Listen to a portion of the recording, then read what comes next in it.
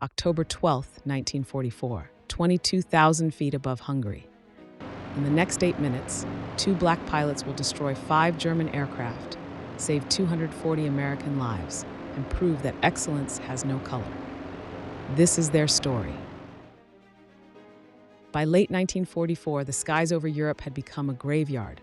The 15th Air Force alone had lost more than 3,400 bombers. That wasn't just aircraft destroyed.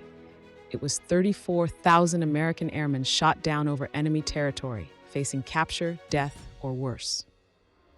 The solution was long-range escorts, P-51 Mustangs that could protect bombers deep into enemy territory. But with mounting pilot losses and training programs stretched thin, they faced an impossible shortage. The answer lay in breaking a barrier that had stood since the military's founding: the complete exclusion of Black Americans from combat aviation. At Tuskegee Institute in Alabama, the U.S. War Department launched what many considered an experiment, training Black Americans to become military pilots. Tuskegee Institute partnered with the military to build a flight training program from the ground up. The men selected for the program faced skepticism from military leadership and the pressure of breaking barriers for all who would follow. They trained under scorching Alabama sun, mastering everything from flight theory and navigation to engine mechanics and aerial gunnery. Every test was a chance to be disqualified. Every failure was seen as proof of the program's impossibility. But they didn't fail. They rose. What began as an experiment became a proving ground for excellence. In 1943, the 99th Fighter Squadron entered combat in North Africa flying P-40 Warhawks. Later in Italy, they flew P-39 Airacobras and P-47 Thunderbolts. Each time they proved they could fight and win. But the aircraft had limits. The P-40s struggled at altitude, the P-39s lacked punch as interceptors, and the heavy P-47s drained fuel too quickly.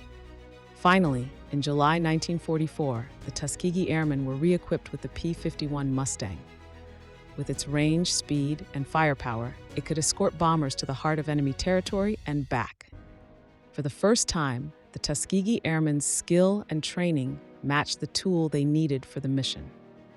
With their red-painted tails, they became a symbol of protection for the crews who prayed to see them overhead. From this crucible emerged 2 remarkable men: Wendell Oliver Pruitt, the mechanic's son from St. Louis who understood machines.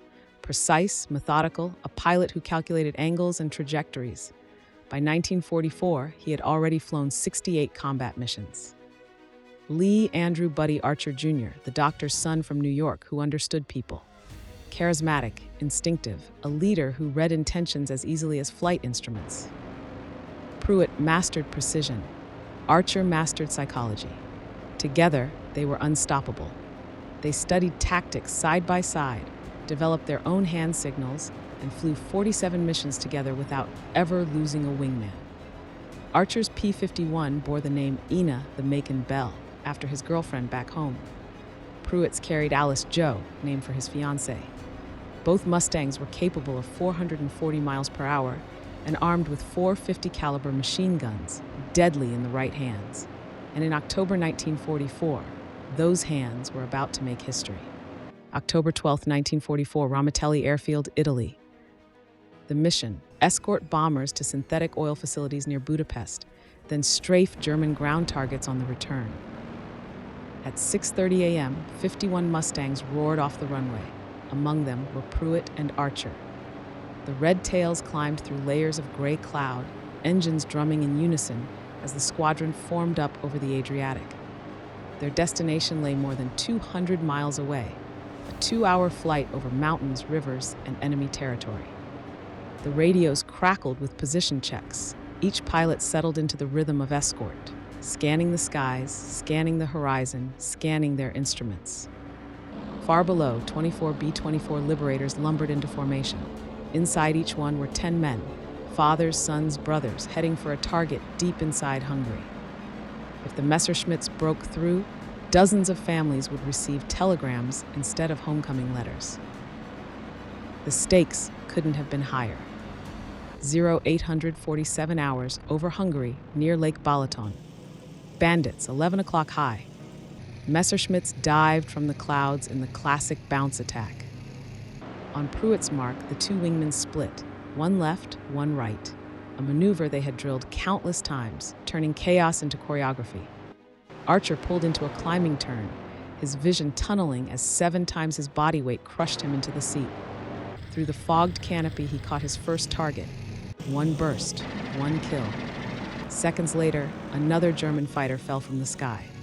Meanwhile, Pruitt saw the real danger, a German twin-engine aircraft believed to be a Heinkel maneuvering toward the bombers. Tracers streaked past his canopy, but he held steady until point-blank range. His burst shattered the aircraft in midair. Archer chased a third 109 into the clouds. When he emerged, only one Mustang remained. His tally, 3. Moments later, a fourth German closed on Archer's tail. Pruitt cut across, opened fire, and tore the fighter apart. In just 8 minutes and 40 seconds, the two wingmen destroyed 5 German aircraft. Not one American bomber was lost. The fight wasn't over. At treetop height, Pruitt, Archer, and 4 others strafed a German convoy. Trucks and fuel carriers burned for miles along the Budapest-Bratislava road. By the time they turned for home, the German war machine had paid dearly both in the sky and on the ground. When the 6 pilots returned to Ramitelli, gun cameras revealed an unprecedented day. 9 German aircraft destroyed in a single mission, the most successful in Tuskegee Airmen history. Among them, the 5 kills by Pruitt and Archer stood apart.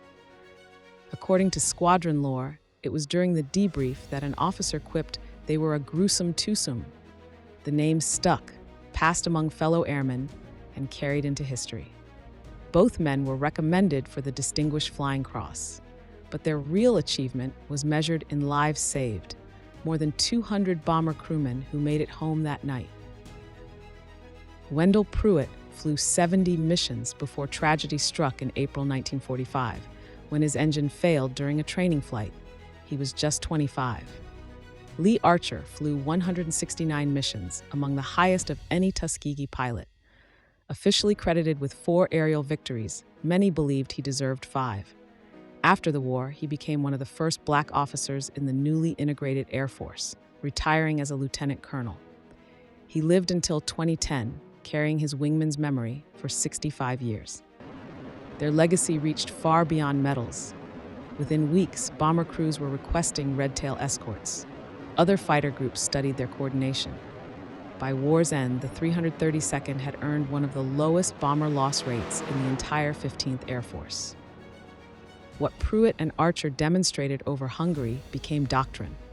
What they proved about excellence under pressure became legend. They were 2 men who refused to accept limitations, 2 pilots who turned prejudice into fuel for excellence, 2 wingmen who proved that when courage meets opportunity, legends are born. Wendell Oliver Pruitt and Lee Andrew Archer Jr., the Gruesome Twosome. Their wings may be silent, but their legacy still soars. Today, Black history faces a different kind of battle. These stories that shaped our world are under attack, not by enemy fighters, but by indifference, by algorithms that favor trending topics over the timeless truths of Black excellence. The courage of Pruitt and Archer didn't die with them. It lives in every person who refuses to let their story fade. Every subscription, every share, every comment that says this matters is a small act with big effects. Subscribe to this channel and others dedicated to keeping Black history alive. Because when we forget our heroes, we lose the proof of what's possible when excellence refuses to accept limitations. Don't let their wings go silent. Keep Black history soaring